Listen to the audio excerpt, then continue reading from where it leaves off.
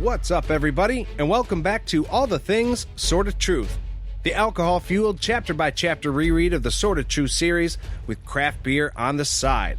I'm Nate. And I'm Jade. And this week we're going to be talking about Chapter 48 of Wizard's First Rule. Yeah, that's one away from the end. But before we get into the second to last chapter, we want to touch on just a few things.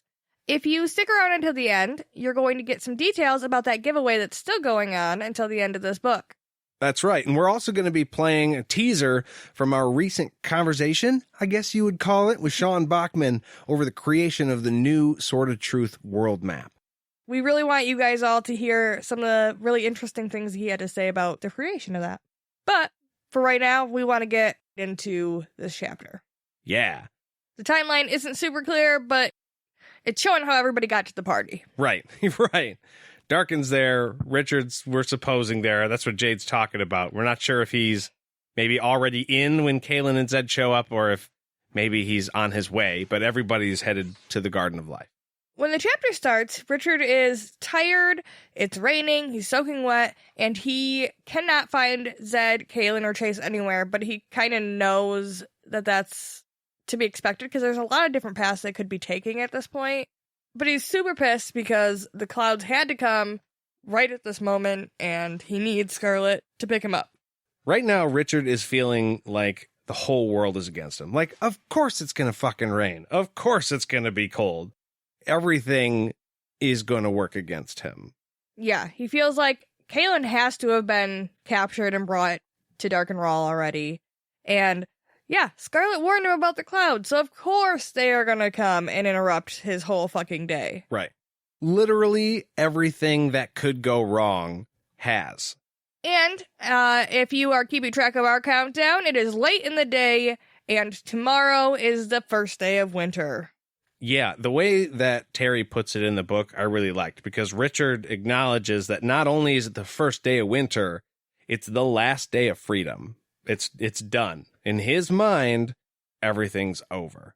Yeah, he is going to wake up tomorrow after a couple hours of sleep to his last dawn ever. Yeah, and Richard is kind of coming to terms with the fact right now that he's decided he's going to help Darken Rahl.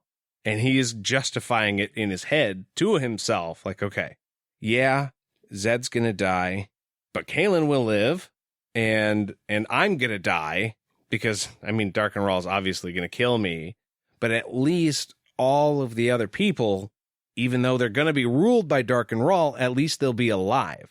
Yeah, the world's not going to end. And so in that way, Richard's decided that's how he's going to play his part in all of this.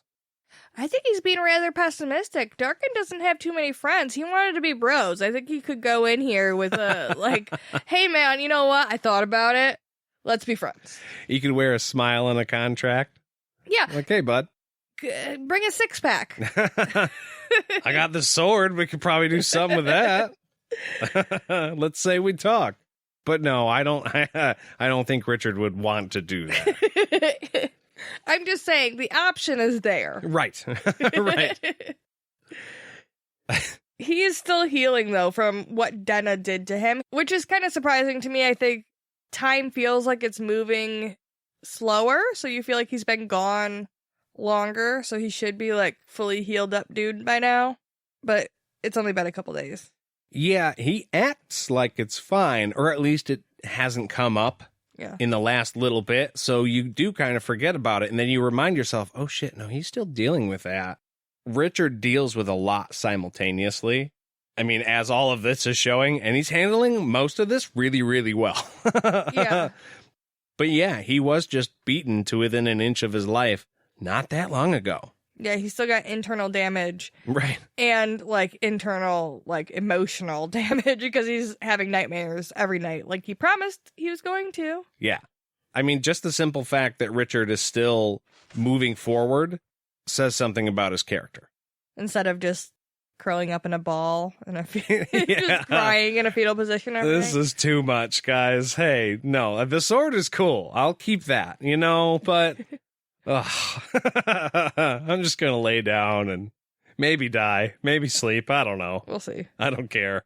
So the next morning, he's up on this mountainside and he looks out and he realizes that the People's Palace is out there, but it's like a lot farther than he thought it was. Yeah. Last night, he was like, cool. I mean, tomorrow's gonna suck, but I just gotta get up. I gotta walk for a little while. Everything will be fine. And then he wakes up in the morning, he's like, shit! Damn it, I'm late! Which makes Richard just like a regular ass person, because who hasn't woke up to the alarm? I mean, for Richard's case, it's like the sun coming over the clouds, but woken up to their alarm and be like, damn it, I'm late, and just did the scramble and it's time to go. Yeah. And, I mean, shit's not going to wait for him. Boxes have to be opened at a certain time at the zenith of the sun, so they have to make sure that they're there on a time. I do want to point out that right now, Richard, he's above the cloud line, right? Because he's up Oh, yeah, he's up. on is it a cliff face or a mountain? Yeah, he's like on the side of a mountain, He's up I think. right now, but he's above the clouds, so all he can see is where he is, clouds underneath him, and then Dahara, or the People's Palace in the distance. Yeah. That's really significant, because when I read through this the first time, I didn't realize he's above the clouds. It's just like him and his goal in the distance. Yeah. But like a lot of shit in between. Yeah, whole lot of murky gray shit in between, but I just thought that was kind of, I mean, the symbolism. Oh, yeah. The second to last chapter, and our hero wakes up and he's like, all right, that's where we got to get. Like, this is the mission, guys. Yeah. It's start now. Suddenly, though, as he's realizing just how far his goal really is from him, hearthounds start just like pouring in at him. Like, Yeah. again, the absolute worst possible thing that could happen at this point happened. Totally screwing his day. And he was just thinking, man, I got a long ways to go. Good thing I stole that horse. Yeah. And then, boom, horse is gone. Yeah. Horse is eaten. Shit. And it's like a lot of hearthounds. It's not like one or two. It's like a lot. They come from every direction. He climbs up on a rock and it doesn't matter. They're still coming. I believe the term in the book was a sea of tan. Yes. Ugh. And he's hacking and it's not helping.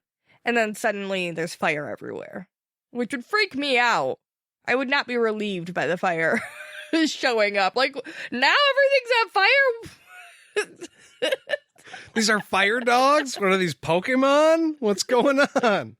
No, well, it would be hard to tell because all of a sudden things around you are burning. You don't know if that's friendly fire or not.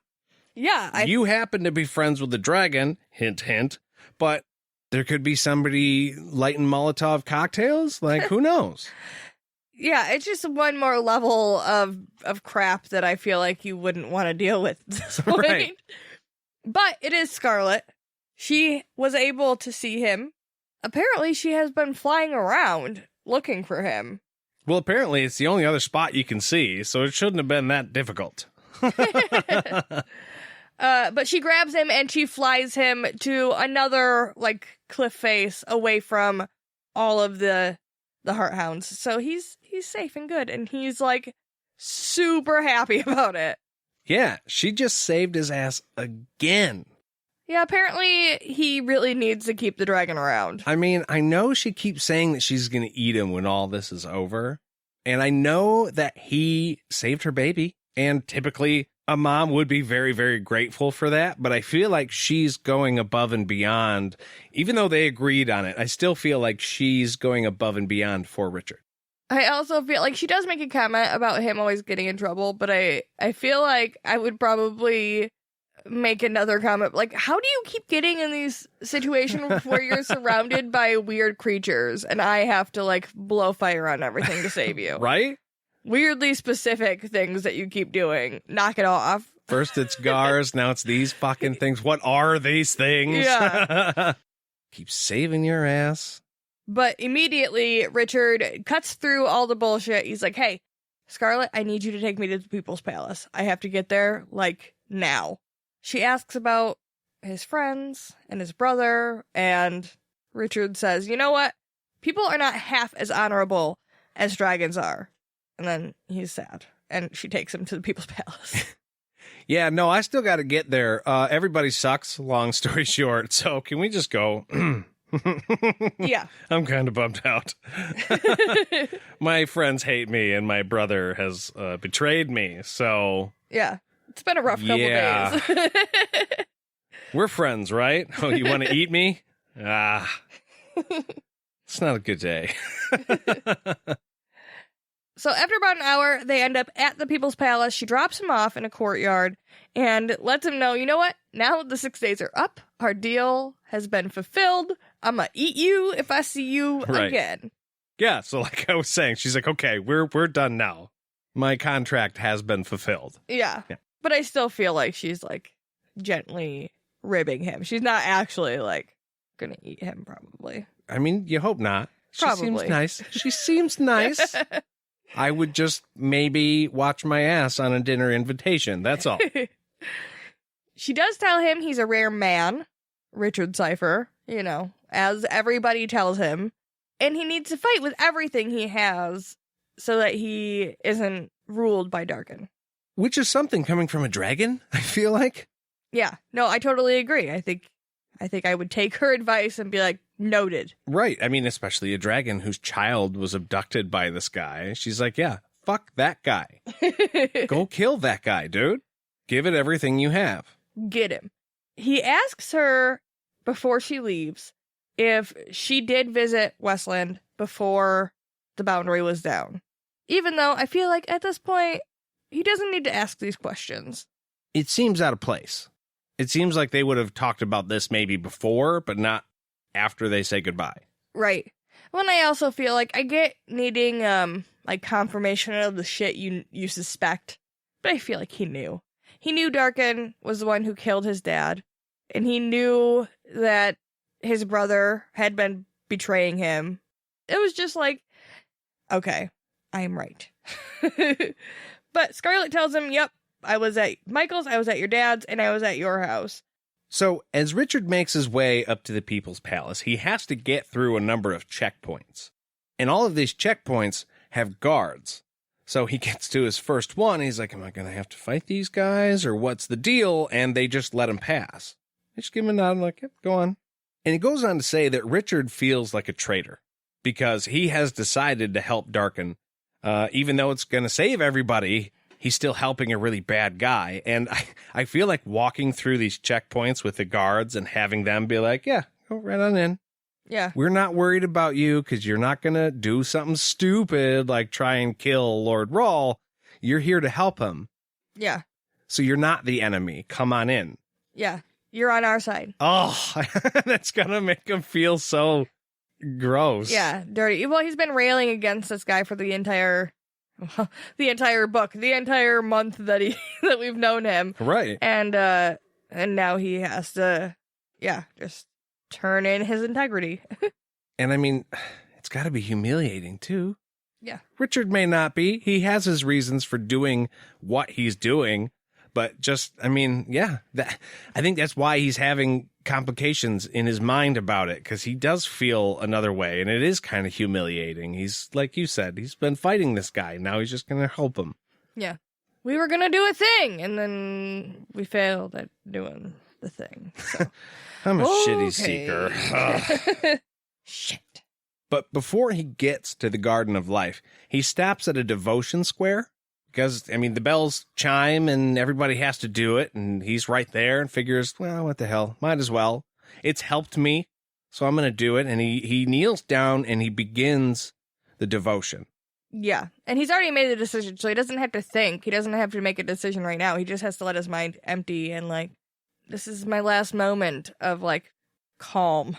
Right. Literally his last moments of peace. Yeah.